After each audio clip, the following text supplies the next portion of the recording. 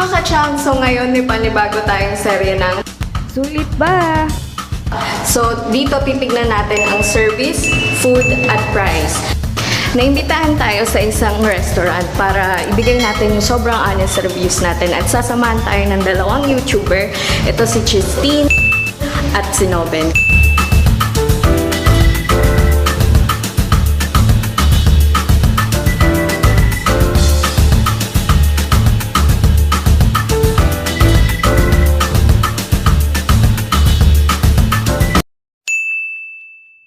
Meron silang 6 na uri ng side dish at 7 uri ng meat.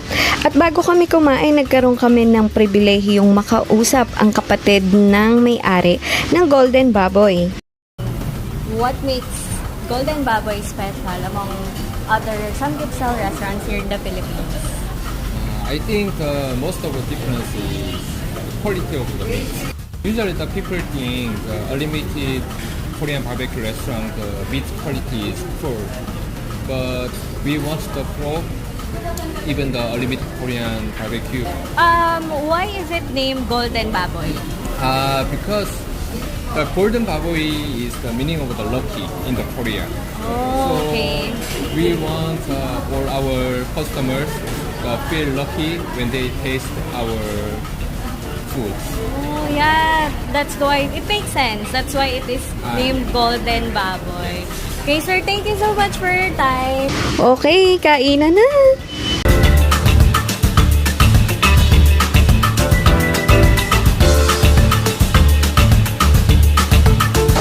Diba? Tinatch ko lang. Kaya ba yun? Ito, may cheese.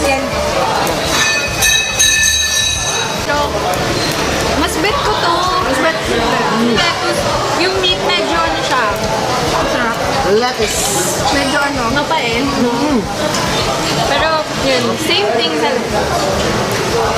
Pero okay lasa niya masarap. Masarap. Gusto ko i-try yung cheese. With ganun talaga. Yes. Try natin. With cheese dip. Nagamit nila ano lang. Toasted na kayo. Bacon na siya. Parang Eden, Chunky pa. oo, Eden cheese lang, gano'n. Pero sa kanila, mozzarella talaga. Struggle straight. Struggle. Ito. And thank you. Hero, salamat sa pagpapalap. So, lutuin na nga natin ito. Thank you. Walang. Hindi makukompleto ang samgyeopsal experience ng walang soju! Yan, thank you! Thank you, Christine! So, sa soju daw sila.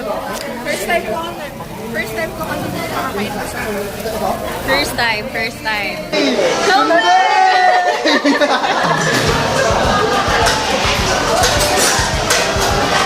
lang.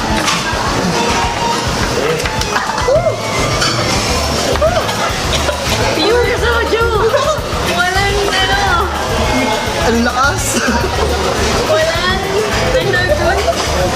Walang flavor. Walang yakult. Walang flavor. Ayun. So, tapos na kami kumain. Ngayon, i-rate na natin. Una, ang service. Sa akin, kasi first time na talaga sa mga sa ganito eh. For me, yung service nila is okay kasi sila mismo lumalapit sa mga table. Tatanong talaga sila kung ano yung kulang nyo, kung may kailangan pa ba sila. Hindi lang dahil free yung food natin dito. Yes, no. Hindi lang dahil sa hindi lang dahil sa sponsored ba tawag doon? Or inimbitahan tayo, hindi lang dahil doon. Talagang nakikita ko sa ibang table, ganun din sila. Diba? And meron po ako nakita like from the, hindi siya staff, but part of the owner siguro, na tinutulungan yung mga kumakain. Oo, tulungan niya. Okay nga. Kaya para sa i-rate ko sa service nila is 5 para sa akin.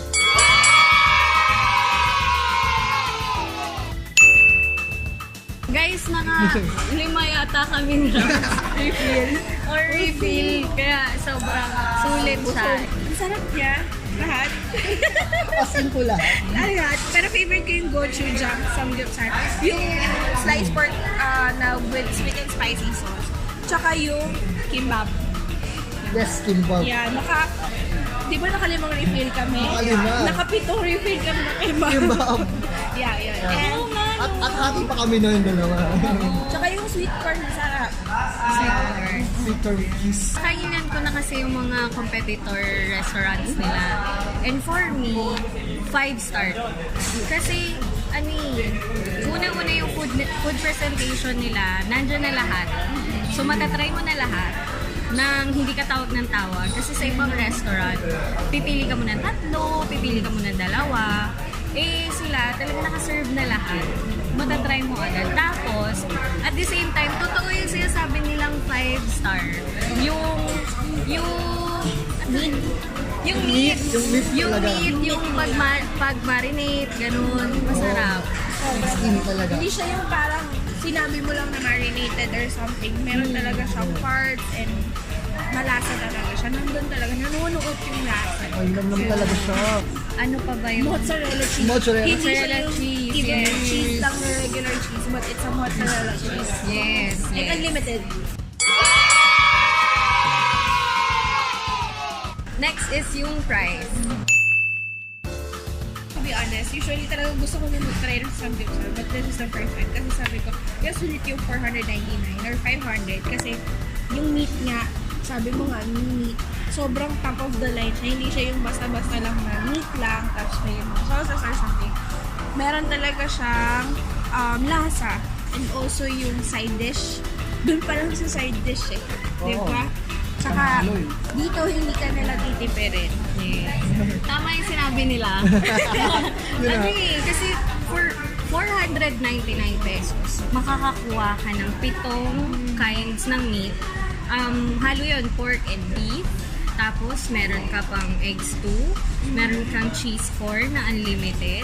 Tapos, meron kang ice cream. Although, hindi unlimited yung ice cream. One time serving lang okay lang. And, ito lang yung first only samgyeopsal na na-try ko na yung lettuce, yung mint. May iba't ibang variety na pwede kang i-try. Diba? Kaya, tapos yung side dish nila, exceptional yung lasa. Hindi lang siya talaga yung side dish na inano lang, yung galing lang sa tray, gano'n. Hindi. Or preservatives or gano'n. Yung kimchi nila sobrang lasa. Yes. Sobrang sarap. Yun. For me. Nakatry na ako na ibang kimchi, but this one, sobrang lasa.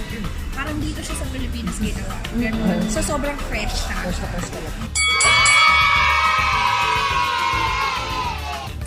Yun guys, sobrang thank you.